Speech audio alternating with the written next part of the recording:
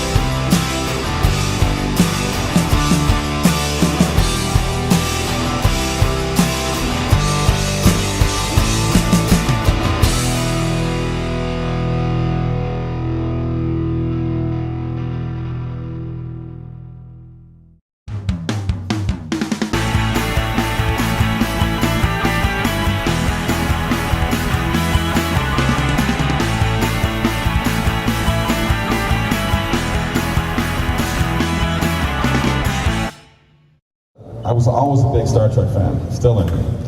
And they sent me down his notes and his idea for the series, and I said, okay, what's the deal? What are we doing with this?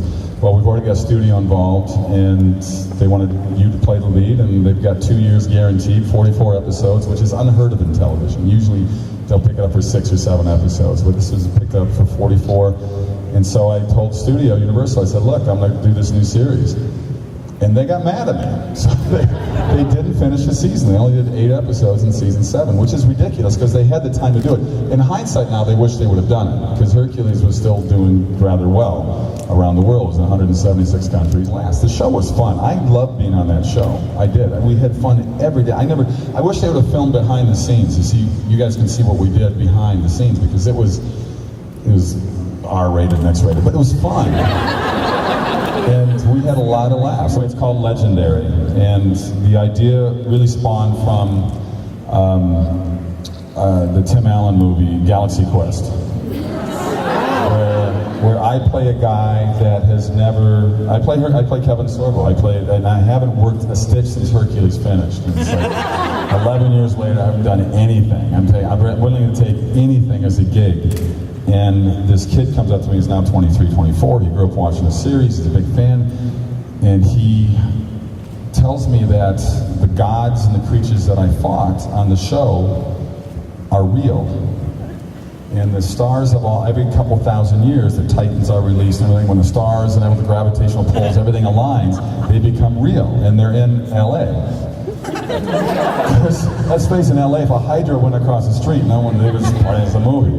So I would pay attention to it. So this kid wants to pay me $1,000 he's put together to come show me one of the creatures. And I'm like, I'm so freaking hard up. I was like, I'll go. So he brings me in the sewers, and we get down there, and around the corner, there's a real Hydra. And I run out like a little girl screaming. He's like, what are you going to do? I said, what do you want it for? I said, that's a freaking Hydra, kid!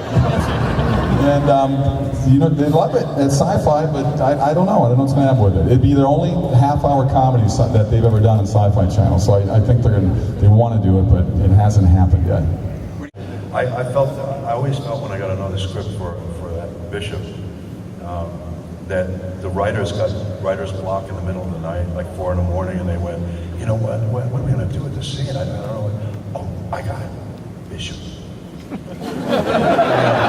Just arbitrarily put him in there. This time he's cut in half, he's ripped apart. He does this long speech about, just turn me off.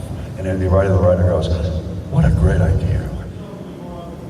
How does voice acting compare to straight acting, and do you see yourself doing more of it?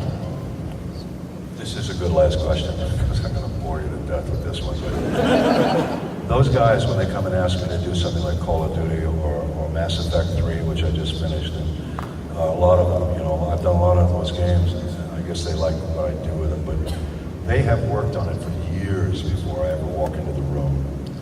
And all I can do is try my best to keep it in the moment, alive, and service the material.